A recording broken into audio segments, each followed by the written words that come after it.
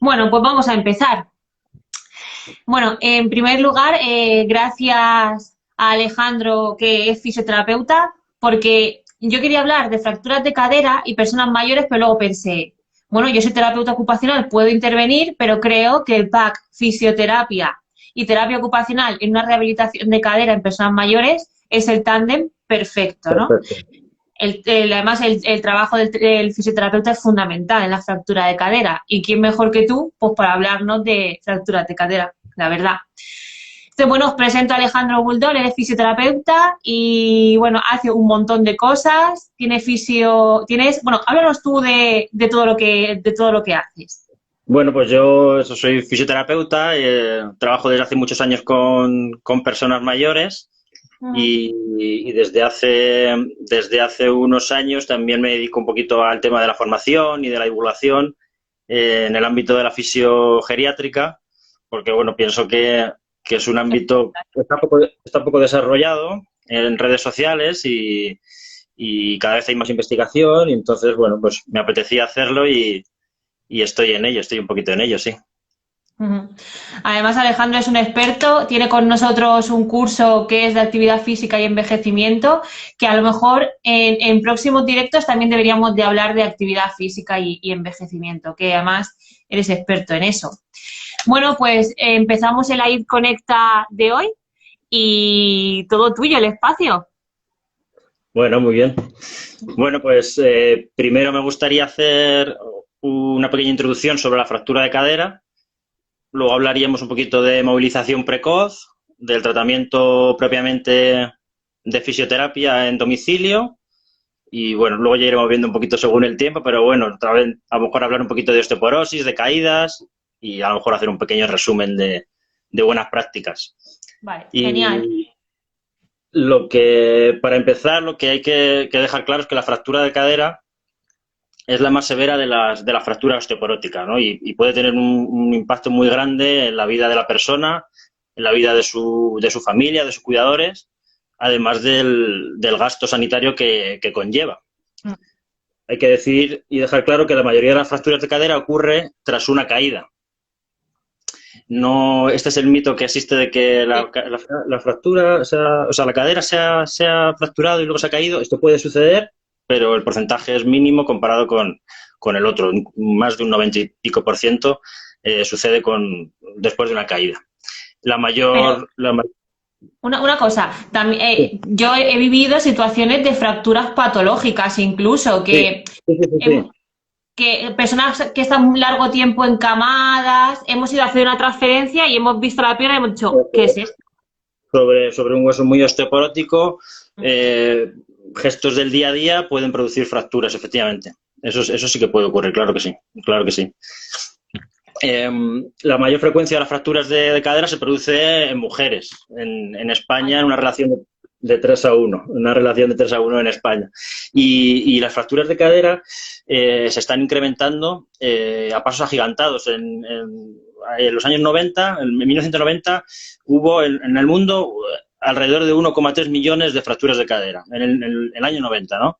En el 2010 ya hubo 2,7 millones, más del doble en solo 20 años, que se ha incrementado y hacia a 2050 se proyecta que habrá 4,5 millones, más de cuatro, casi más de 4 veces.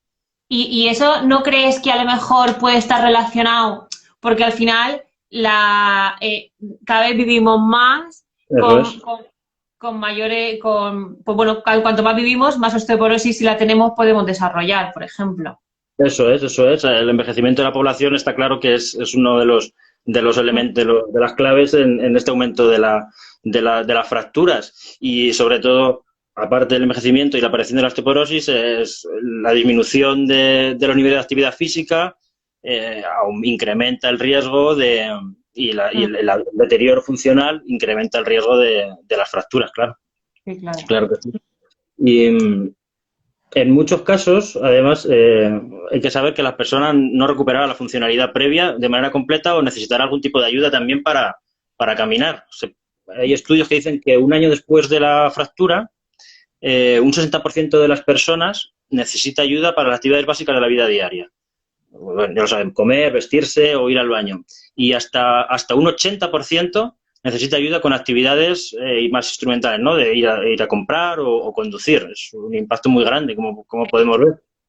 Se pierde fuerza, se pierde equilibrio, se pierde capacidad aeróbica, aumenta el miedo a moverse, al miedo a caer, Muchísimo. aparece depresión, autoestima baja, las interacciones sociales disminuyen y esto crea un círculo vicioso que acrecienta el riesgo a sufrir una nueva fractura, claro. Sí, ¿no? Y aislar a la persona, aislarse Eso ella. es. Y luego, bueno, lo que te he mandado antes por WhatsApp, el estudio que decía que era el 50%, ¿no? De Sí, sí, personas. sí, sí, sí. La mortalidad por fractura al año también hay muchos estudios que se sabe que se incrementa, ¿no? Y hasta hay algunos estudios, algunos informes de hasta un 50% de los pacientes que sufren una fractura de cadera mueren dentro de los 6 primeros meses posteriores. Que eso es un indicador que usa mucho la gente que justifica, por ejemplo, el uso de sujeciones para ciertas personas con alto riesgo de caída o con alto riesgo sí.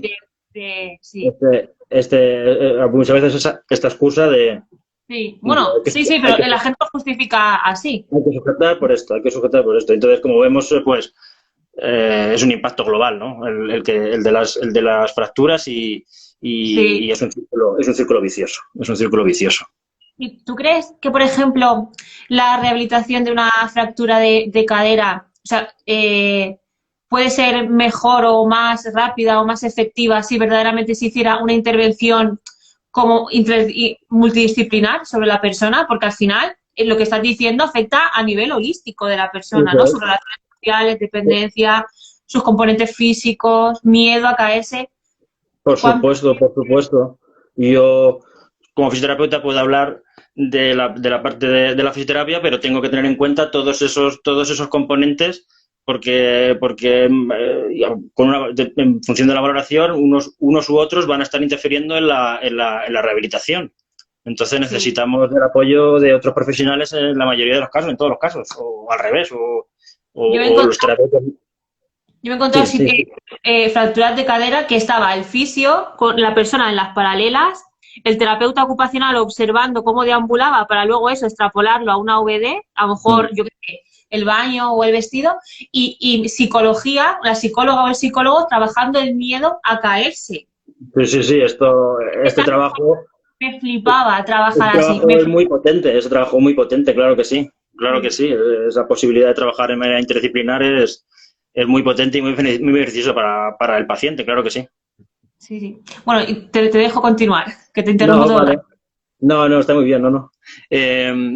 Después de esta introducción, de esta pequeña introducción, eh, una, una de las cosas más importantes en la fractura de cadera es la movilización precoz. Es decir, primero de todo, si las circunstancias lo permiten, lo que dice la investigación es que la cirugía debe realizarse en el mismo día de la fractura de cadera o al día siguiente Ujú, del ingreso. Esto busca disminuir el tiempo de hospitalización claro. y disminuir la incidencia de complicaciones. Ujú, Entonces, una vez operada la persona, si idealmente se ha podido intervenir en este tiempo, o a lo mejor se retrasa por circunstancias, es fundamental el control del dolor. También hay mucha investigación que habla de esto, de controlar el dolor de las personas con fractura de cadera para obtener unos mejores resultados a posteriori. Y, ujú. y tener una valoración dentro de las primeras 24 horas de un fisioterapeuta y un terapeuta ocupacional. También en las guías de práctica clínica existe esta recomendación. Esto depende, claro, de cada hospital, depende Sí, de claro. cada país, depende de cada... Sí. Pero bueno, en condiciones ideales se obtienen mejores resultados si el fisio o el terapeuta acude dentro de las primeras 24 horas a hacer una valoración. Ujú. Y una vez la cirugía precoz y esta valoración del profesional del fisio, a no ser que exista una contraindicación que sea médica o quirúrgica, hay que intentar la movilización precoz. La movilización precoz de la persona para recuperar con dos objetivos fundamentales. La recuperación de la movilidad, de la fuerza y de la función y la prevención de complicaciones que hablábamos antes. Ujú. Porque las complicaciones de las personas con fractura de cadera sobre todo se relacionan con esto, con la hospitalización y con el inmovilismo, ¿no? Posterior a la fractura. Las neumonías, las úlceras por presión, eventos tromboembólicos, infecciones, delirium, deterioro cognitivo, incluso muerte. Entonces, la cirugía precoz, la movilización precoz y el control del tratan de disminuir estas complicaciones. Respecto a la movilización precoz, hay estudios que dicen que las personas que son sometidas a movilización precoz incrementan su independencia de las transferencias y el tiempo de marcha al 7º día respecto a las personas que no reciben esta movilización precoz. Entonces, esto es un impacto global, un beneficio para el paciente, un beneficio para el hospital que puede dar el alta mucho antes, un beneficio para los familiares que no tienen que perder tiempo de trabajo o dinero por tener que estar cuidando a la persona en el hospital. Entonces, la movilización precoz impacta a muchos niveles, ¿no? A muchos niveles.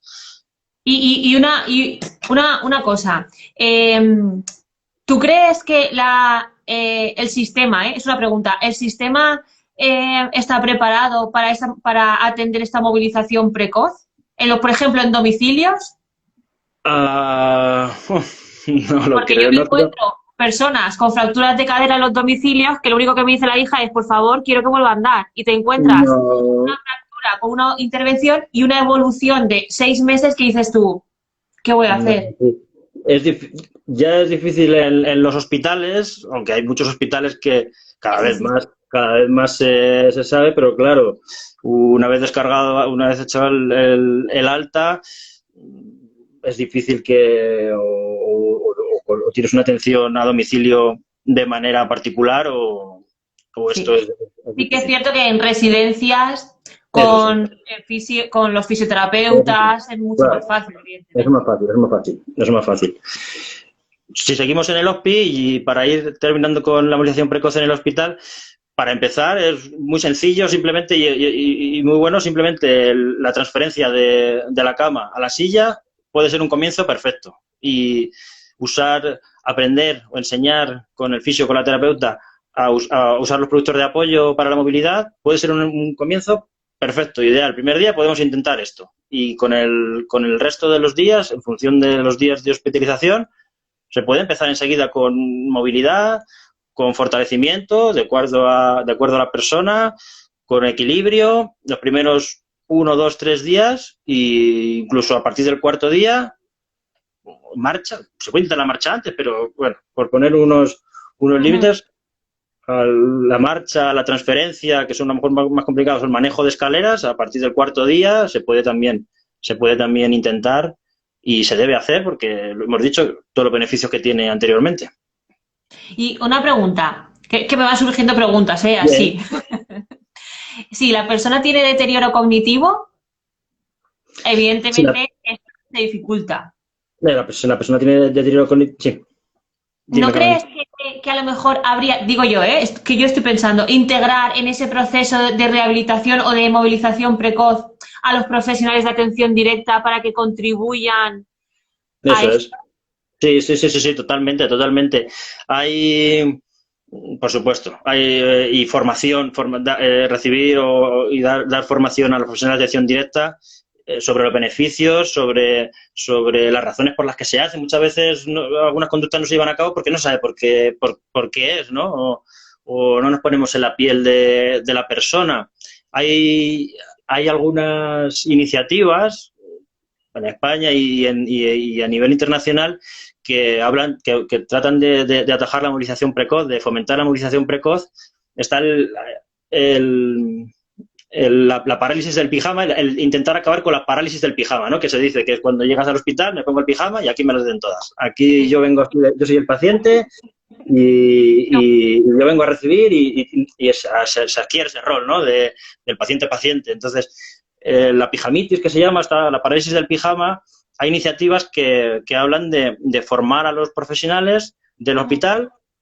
Hay cosas estructuradas, pero también hay programas en los que se forma al personal, y el personal se pone en su lugar y entonces el personal se organiza y empieza a hacer acciones o intervenciones para evitar esto, para tratar de evitar las complicaciones que pueden tener la fermentación. Y sí que, si buscáis en internet, en Twitter, la pijamitis o la parálisis del pijama, eso es, y luego hay otras muchas, el levántate, vístete, muévete, es otra iniciativa, o el Move On, hay muchas, y en España también las hay, ¿no?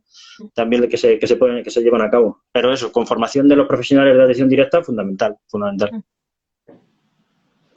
Y para terminar con la movilización precoz, hay una infografía de @ojedaties que es muy buena, que dice, pero si solo se había roto la cadera, ¿no? Y habla de la cascada maligna de la fractura de cadera, de complicaciones que son evitables. Una persona ingresa por fractura de cadera, le ponen en pañal porque le duele al que le coloquen la cuña. Evita orinar porque le da vergüenza, hace una retención de orinas, hace una infección de orina, hace un fracaso renal agudo, hace una sepsis, vuelca. Sí. Por otro lado, no le ponen las gafas porque ya está encamado, entonces no necesita las gafas, se desorienta, como se desorienta le dan neurolépticos, como le dan neurolépticos se queda muy sedado, le cuesta ingerir alimentos, tiene una broncoaspiración, tiene una neumonía, se junta con el otro y hay personas que mueren Y solo tenía una fractura de cadera. Por una fractura de cadera. Y pensábamos que, bueno, es una fractura de cadera, bueno, pues ya se recuperará, ¿no? Es un hueso, ya se soldará. No, Parece una tontería. Todo tiene que ver, todo tiene que ver. Si queréis pasamos a la fisio en domicilio, casa? ¿no? O en la residencia, es lo mismo, es un hogar igualmente. Eso es, sí, en el domicilio, ¿no? Primero de todo necesitaremos una valoración de la persona, ¿no? Una valoración inicial de la movilidad, de la fuerza, del desempeño funcional. A esto hay que añadir conocer su situación cognitiva, ¿no? Su situación emocional, su situación funcional previa, los apoyos sociales que tenía antes. Esto es fundamental para un buen tratamiento. Y estar muy pendiente en las personas con fractura de cadera de lo que se llama las 3Ds.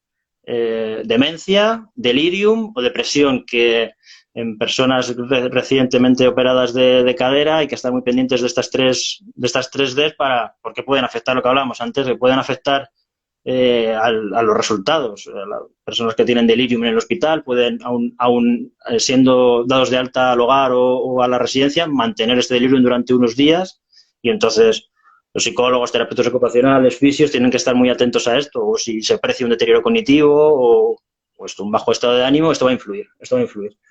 Entonces, en la valoración también tenemos que discutir sobre el papel de la fisioterapia, explicar qué vamos a hacer, qué es lo que pueden esperar de nosotros y cuáles son las expectativas del paciente, qué espera usted de mí, ¿no? ¿Cómo cree que yo le puedo ayudar? ¿En qué medida cree que yo le puedo ayudar? Y esto importante es esto, ¿vale? Nos permite confrontar sus creencias, entonces ya ahí podemos empezar también a trabajar ese sistema de creencias de la persona y tratar de modificarlo, ¿no? Y después de la valoración, establecer unos objetivos con la persona, ¿no? Unos objetivos junto a la persona, no puedes, pues el objetivo es que haga esto. Bueno, ya, sí, pero a lo mejor el paciente no, o su objetivo no es este, ¿no? O a lo mejor es un objetivo muy ambicioso para él, o antes no lo hacía. Objetivo a largo plazo, a lo mejor dentro de 3 meses, lo ideal, que consiga ir a comprar a la tienda de la esquina. Dentro de 3 meses, a lo mejor, bueno, dentro de 3 meses. ¿Qué vamos a hacer entre medias? Pues objetivos a corto plazo. Vamos a hacer todos los días tal ejercicio, todos los días vamos a intentar usar la escalera en vez del ascensor. Bueno, estos objetivos que hay que tratar de pactar con el paciente, porque no hay nada peor que imponer un tratamiento o imponer unos objetivos al paciente, porque si no va a colaborar, pues no lo va a hacer. Sí, estos objetivos a corto plazo en las actividades básicas de la vida diaria sí que se pueden desglosar muy bien, porque a lo mejor en las tareas de la mañana, pues a lo mejor colaboras en el autocuidado, en peinarte de pie, por ejemplo, luego integras el cepillado de dientes, luego integras, el vestido de miembros inferiores sentado y luego ya puedes alcanzar la bipedestación. Nosotros lo hacíamos mucho, sí. Entonces, es verdad que nos cuesta un poco más porque la gente no comprende que una persona se tenga que rehabilitar si ya contrata a un profesional para que la vistan. Pero bueno, poco a poco. No, pero y además estos objetivos a corto plazo hacen que la persona se motive vea un logro, y entonces esto te hace pensar aún más en el futuro. Ah, pues si he podido hacer esto y aumenta sus afectos positivos, se motiva para poder lograr los objetivos a largo plazo, aunque es una lesión muy dura, pero Sí, con una buena rehabilitación y con unos buenos profesionales, si se dan si se colocan unas buenas circunstancias, unas buenas medidas alrededor, es más probable, ¿no?, que el paciente salga adelante. claro. Sobre la fisio Uy, en se el te ha hogar, cortado. ¿se me ha cortado a mí? ¿Me Uy, se te oís? corta un poco. Ahora sí. ¿Sí? Sí. Eh, Eso, después de la valoración, el inicio del tratamiento. El inicio del tratamiento también tiene que ser precoz. Después de la alta hospitalaria, pues hay que intentar que el fisio, hablo de lo mío, del fisio, Sí, sí, sí. acuda y dentro de las primeras 40, no, a las 48 horas y no más allá de 5 días. Es Ujú. decir, tratar de ir cuanto antes mejor. Esto todo es según guías de práctica, ¿no?, Sí, de investigación que compara, ¿no?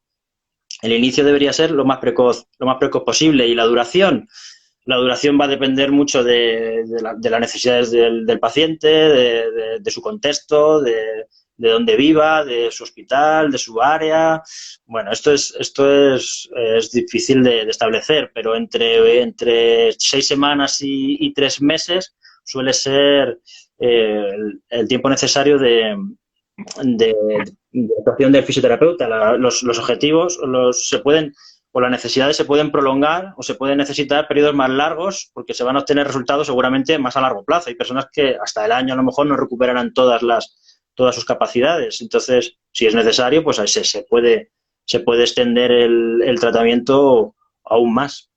De ujú. hecho, cuando recibes el alta de rehabilitación, también hay evidencia moderada que apoya que esas personas sigan en un programa de fortalecimiento, eh, ya sea en el hogar o ya sea de manera grupal, en gimnasios o en centros de mayores o en centros deportivos, aún más allá, entre 6 y 12 meses. Es decir, no basta, no basta o no se recomienda solo el tratamiento hasta el alta de rehabilitación, sino que la persona se enrole en ese tipo de programas para unos mejores resultados. No es más que para ti, Claro.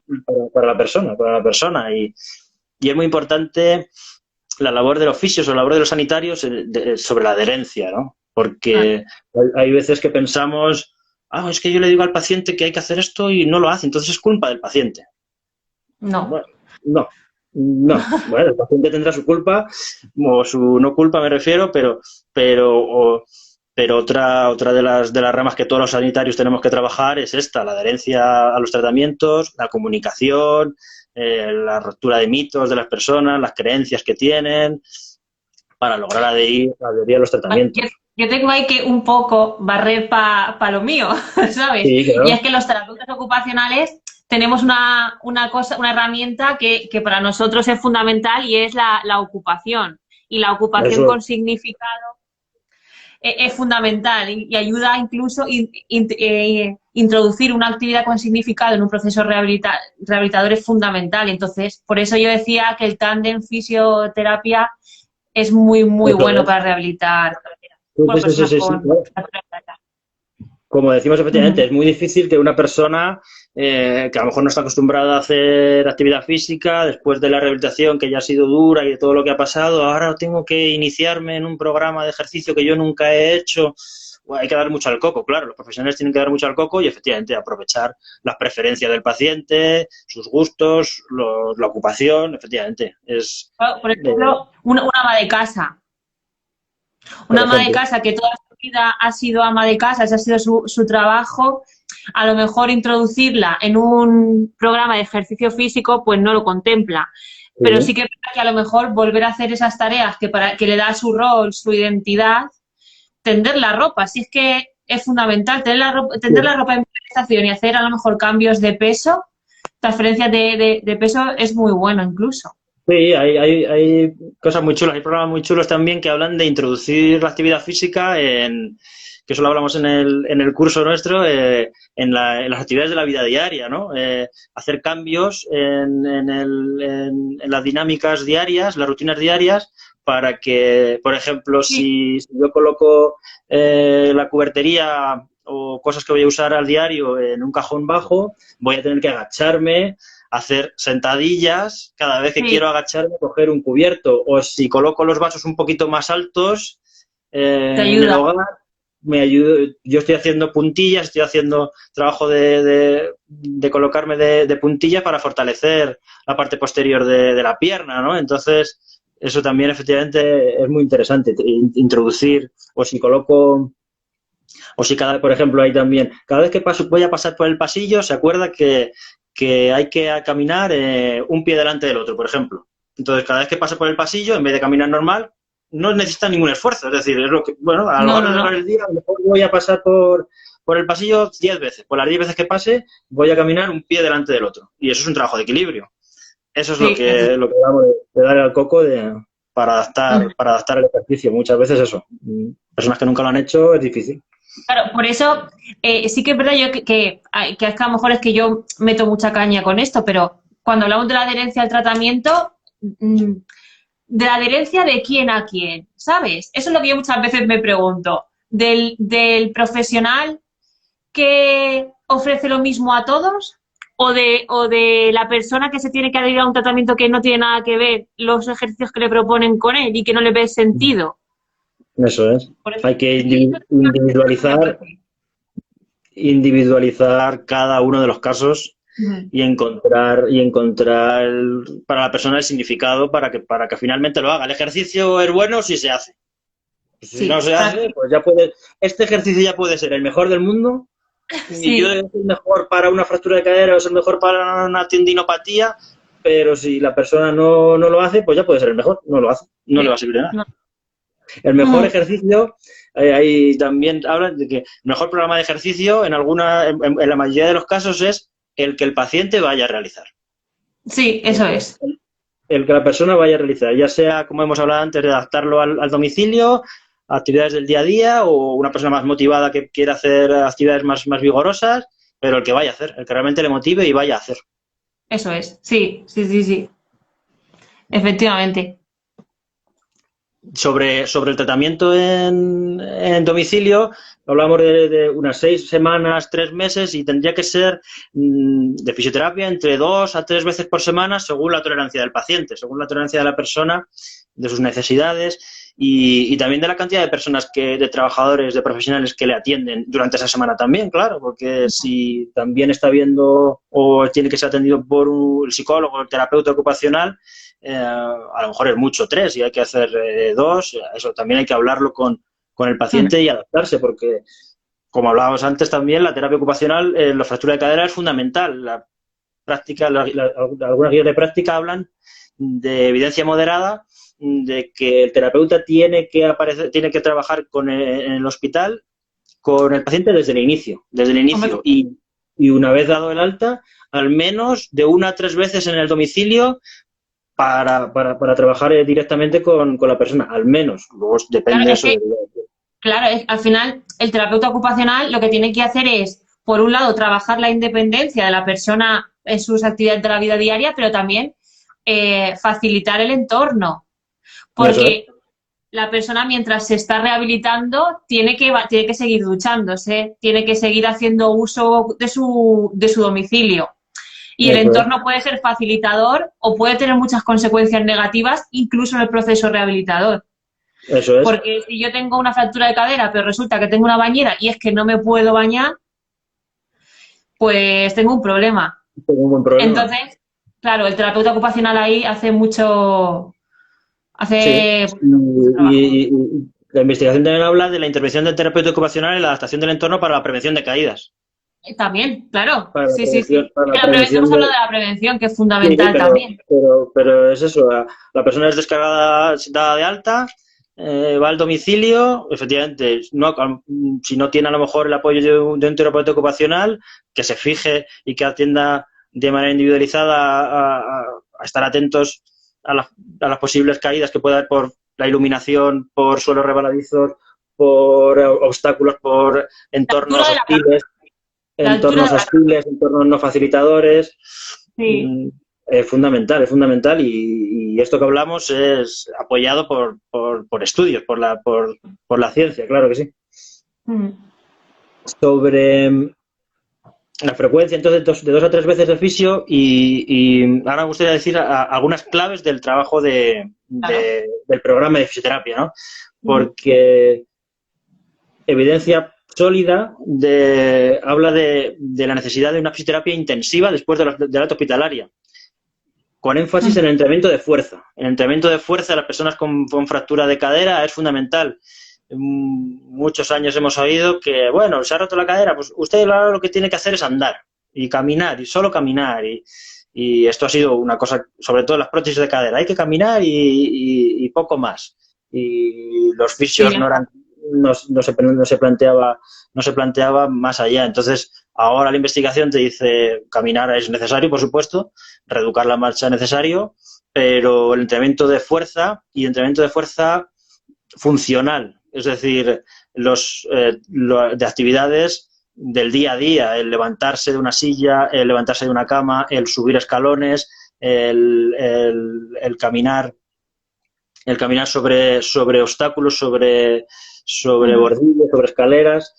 Este trabajo es un trabajo funcional de fuerza, ¿no? Cuanta más fuerza, cuantas más veces seas capaz de levantarte de una silla, incluso si lo haces con un peso, con un balón medicinal, pues vas a fortalecer mucho más las piernas y esto es fundamental. No lo digo yo, lo dice la ciencia. Este entrenamiento de fuerza tiene que ser progresivo y tiene que tener una intensidad que sea suficiente para lograr cambios fisiológicos en la persona. Porque muchas veces también dicen, bueno, vamos a trabajar la fuerza y le ponemos un lastre de medio kilo y ya. Uy, madre mía, que es muy frágil, es una persona mayor, se va. No, las personas mayores no tenemos que infravalorarles ni tenemos que infratratarles por este hecho. Yo tengo personas que levantan mucho peso y que hacen sentadillas con peso y no les pasa nada, es más, les beneficia. Entonces, el entrenamiento de fuerza tiene que ser de suficiente intensidad y de suficiente dosis para lograr los objetivos, para lograr resultados. Aparte del entrenamiento de fuerza, el programa de fisioterapia tiene que abordar la reeducación de la marcha, claro, tiene que, junto con los terapeutas, tienen que ver el producto de apoyo que va a necesitar para ir progresando. A lo mejor al principio va a necesitar un andador, después va a necesitar un bastón. Eso es fundamental también, tener profesionales alrededor que le orienten. Tiene que trabajar el equilibrio porque hay más riesgo de caída, claro, después de la fractura y salvar escaleras. El salvar escaleras, subir y bajar escaleras también tiene que estar dentro del programa de fisio. Nosotros tenemos, por ejemplo, en domicilios mucha gente que no sale de casa porque no puede salvar 4 escalones que tiene para salir, ¿eh? Y es muy fuerte. Que eso está aislado para salir. Claro. Entonces, esto es fundamental trabajarlo en las sesiones de fisioterapia. A lo mejor al principio solo es subir un escalón y bajar, y progresivamente porque efectivamente hay personas atrapadas en sus casas porque no pueden bajar unas escaleras y con lo que conlleva. Ya no solo es, pues eso, no pueden hacer nada, disminuye tu autoestima, disminuye tus interacciones sociales y afecta a tu salud. Sí. ¿Qué más podemos hablar? Podemos hablar, si queréis, del binomio de osteoporosis y caídas, porque eso, la mayoría de las fracturas de cadera se produce en personas osteoporóticas y después de una caída. Entonces, debemos saber que 1 de cada 3 mujeres en el mundo y 1 de cada 5 hombres en el mundo mayores de 50 años van a sufrir una fractura osteoporótica a lo largo de su vida. 1 de cada 3 mujeres. Es mucho. Es muchísimo. Y además... Dime. Y bueno, un inciso, con las placas de hielo que han habido en Madrid no sé si has escuchado las noticias, que se han incrementado las fracturas de cadera.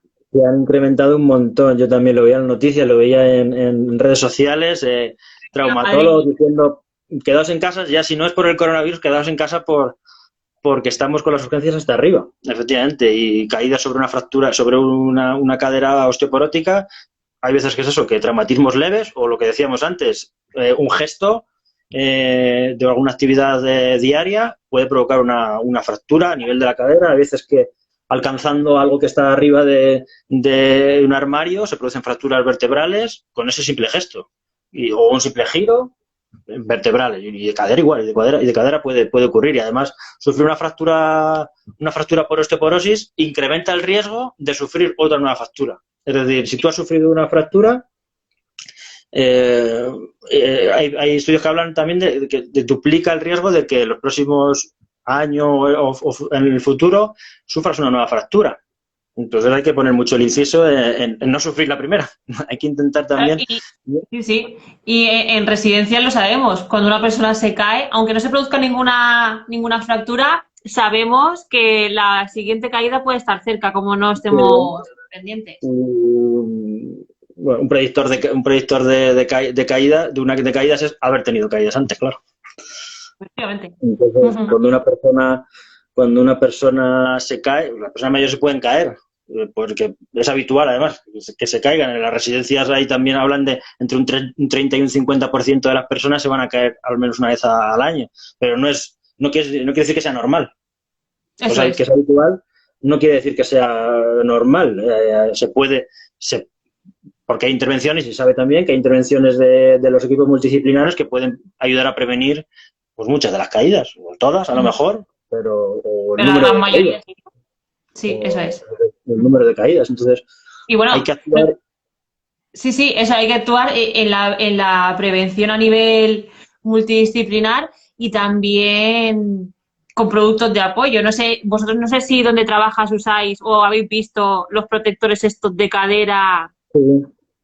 Que son ropa interior. Bueno, yo alguna vez digo, esto nunca los he usado, digo, pero ¿funcionará realmente? Bueno, cuando están en el mercado, porque la gente los usa. Los que llaman chichoneras en las caderas, para cuando una persona se caiga, amortigua el golpe. O sea que por ejemplo, en nuestro caso sí que hay una persona, y también esto tiene mucho que ver también con la aceptación de la persona al producto, claro. Bueno, es una caedora de repetición, de mucha repetición, y se probó, y la verdad que la mujer estaba encantada con ello. Entonces, se caía. Al revés, el otro pensaba, bueno, no sabemos si lo aceptará, porque es un poco a lo mejor...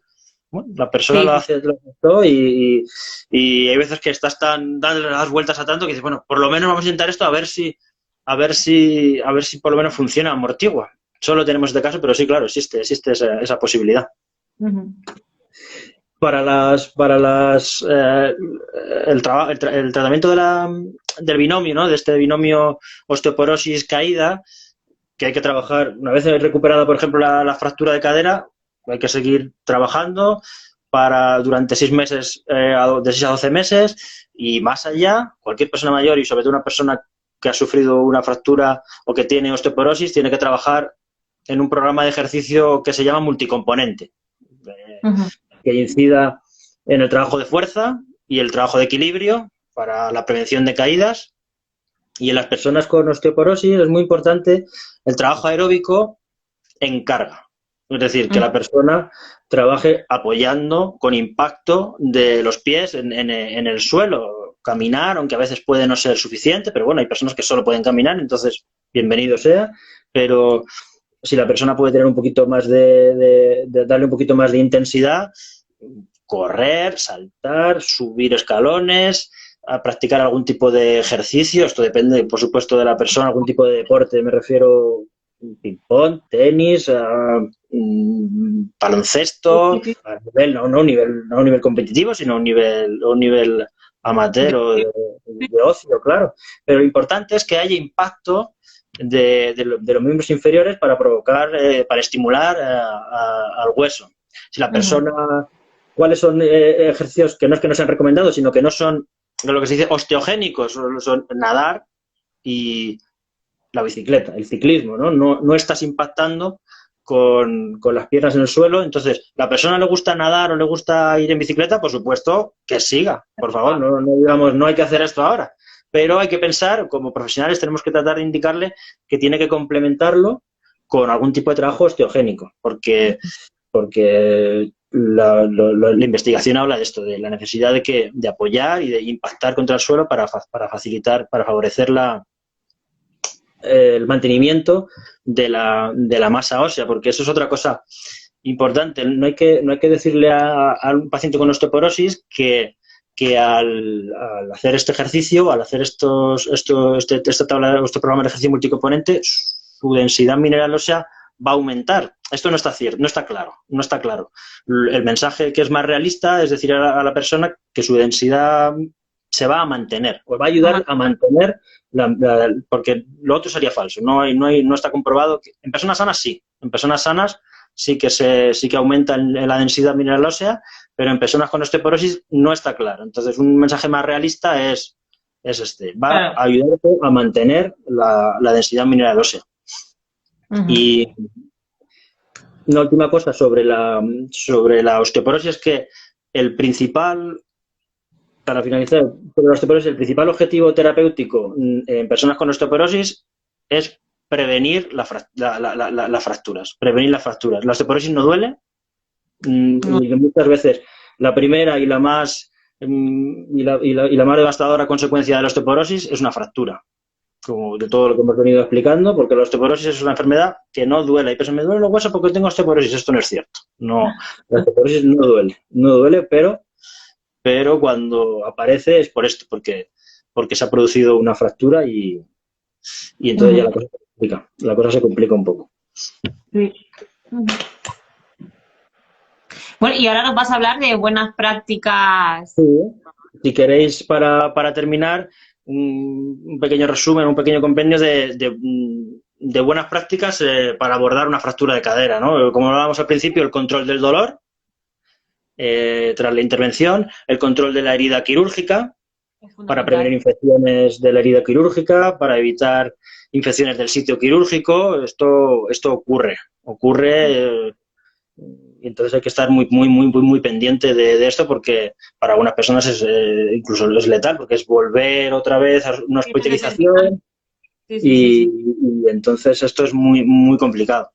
La prevención y el manejo de úlceras por presión que puedan aparecer. La persona, al moverse menos, dependiendo de su situación, hay personas que pueden desarrollar úlceras por presión, entonces tratar de prevenirlas y de manejarlas. Esto es un trabajo, nos estamos refiriendo a un trabajo en equipo, ¿no? De buenas prácticas, el manejo de la osteoporosis y de la prevención de caídas, como hemos dicho ahora. El entrenamiento de la independencia en las transferencias, en el autocuidado que hablábamos antes en las AVDs, entrenamiento de la marcha, entrenamiento del equilibrio, entrenamiento de la fuerza, como hemos dicho antes, un entrenamiento progresivo y suficiente. Tiene que ser suficiente el trabajo, no tenemos que infratratarles porque sean personas mayores o porque se haya roto la cadera y pobrecitos, pues eso es horrible, eso es edadismo puro, ¿no?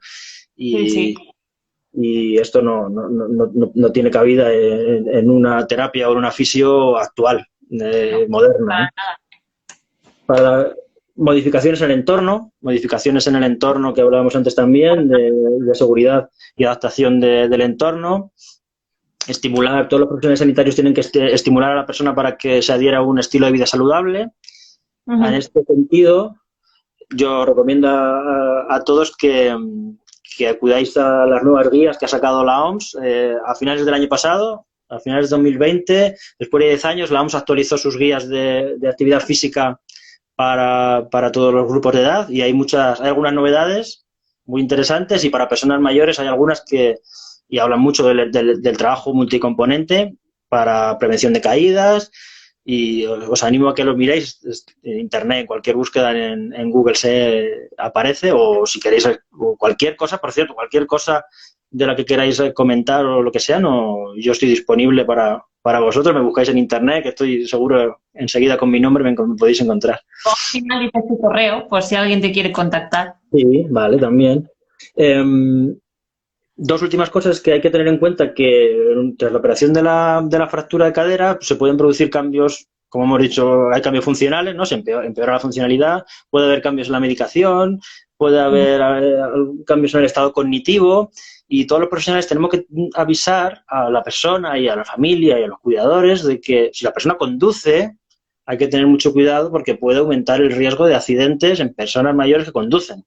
Entonces, hay que tener cuidado. Y finalmente, que hablamos también antes, hablar de que también la evidencia científica habla de que las personas con demencia, con deterioro cognitivo, pueden participar y pueden beneficiarse de programas de fisioterapia, aunque es cierto que exige un mayor esfuerzo creativo, una mayor pericia, la experiencia en este caso, en todos los casos, pero en este caso es un grado también y por parte del profesional, por parte de los equipos, pero también estas personas pueden beneficiarse de un programa de ejercicio o de una intervención de fisioterapia, por supuesto de terapia ocupacional o de otros profesionales que Yo recuerdo un señor con deterioro cognitivo, con demencia, y además una demencia muy, muy avanzada de estas personas que, salían a la calle y se desorientaban. Sufrió una fractura de cadera, comenzó, reanudó la marcha y tal, y al final descubrimos, para que hiciese ejercicio físico, que le gustaba jugar al fútbol. A través de su historia de vida, un día le dimos un balón y dijimos, ¡hala! Sí, no. Nosotros igual, con muchas personas pasa esto, que incluso personas que nunca han jugado al fútbol, pero les estimula, no sabes qué hacer, pero lanzas una pelota al suelo y la persona sí que realmente va tras ella, trata de patearla, entonces está trabajando el equilibrio, ¿no? En ese momento en el que patea, está trabajando el equilibrio, si se agacha está trabajando la fuerza. Efectivamente. Hay que ser muy, muy creativo. Nosotros hace un tiempo tuvimos un caso de una señora con un deterioro cognitivo, una demencia con un deterioro cognitivo leve moderado, pero muy, muy, muy reacia a cualquier tratamiento. Ella antes caminaba con una muleta y ahora se había roto la cadera y que nada, que solo silla y solo silla y solo silla, y una persona que tenía posibilidades, porque cuando se ponía de pie y cuando se lograba que caminara, lo hacía más o menos bien. Y llegamos al punto de con vigilancia, arriesgar a que llegó un punto, pasadas unas semanas, en el que dijimos, bueno, pues ya no hay silla de ruedas. Cuando se levante, se va a encontrar el andador. Vamos a ver qué hace. Y la persona agarró el andador y se olvidó de la silla de ruedas. Y entonces estábamos obsesionados. Entonces, el hecho de obsesionarse con sacar a la persona de la silla, la persona no quería. Ya tenía ese rol, yo estoy en la silla y aquí me quedo, y aquí me quedo, y aquí me quedo. La silla desapareció de la habitación, la persona cogió el andador y para adelante. Entonces hay veces que es eso, que no es darle vueltas y darle vueltas al coco. Sí. Oye, ¿te parece que leamos algunos comentarios que hay? Sí. A ver si voy para arriba. A ver, hay una compañera que dice, Marina, que dice que si estas guías de la OMS están en español. Las guías de la OMS sobre actividad física, sí, están en su idioma y están en español, sí. Sí que lo están en internet, vaya, en la página de la OMS o cualquier búsqueda, si no, y yo, mira, me lo apunto si quieres y si me buscan, yo lo puedo tuitear y me encuentran. Mi Twitter es @Alex_bullall y yo ahora lo tuiteo y lo enlazo, vaya, y así lo pueden tener. Luego hay otra compañera que se llama Gema, que dice, a veces las personas con demencia, como no se acuerdan de la caída, no tienen ese miedo a volver a caer y se recuperan muy precozmente. Efectivamente, sí. Claro, esto es bueno y es malo. Es bueno porque no tienen miedo y es adelante con todo, pero por otro, es cuando los profesionales tenemos miedo y tendemos a la sujeción para evitar una nueva caída. Con todo lo que esto conlleva. Claro. Hay personas que efectivamente, muchas personas con demencia no son conscientes de sus limitaciones. Y entonces, efectivamente, esto a veces puede jugar a nuestro favor en este caso que explicábamos antes, por ejemplo, ella no recordaba que llegó a esa mañana y no había silla de ruedas, y como no había silla de ruedas, pues usó el andador. Entonces a ella ya le pareció normal usar el andador. Claro. En ese caso nos benefició, pero efectivamente hay personas que enseguida se quieren levantar y hay que estar muy pendiente, hay que estar supervisando y hay que estar trabajando precozmente con ellos para que recuperen cuanto antes el equilibrio, para que recuperen cuanto antes la fuerza, para tratar de no tener que llegar al extremo de la sujeción o de otras medidas que deben ser evitables, como psicotrópicos o cuestiones así. Que luego, bueno, que esto ya lo sabemos, pero que luego si tú inmovilizas a alguien, también disminuye la densidad muscular, también tiene efectos sobre la densidad ósea incluso, o sea, que es que... Y luego la persona va a caer. El uso de sujeciones nos deja tranquilos a nosotros, o sea, me refiero. En fin. Bueno, si alguien tiene alguna pregunta más, es el momento. Si quieres dejar también tu correo, decirlo por si alguien quiere escribirte. Vale. El correo sería alexbuldon, con B, @gmail.com. Deberíamos de montar algún curso sobre rehabilitación de fracturas de cadera, ¿eh?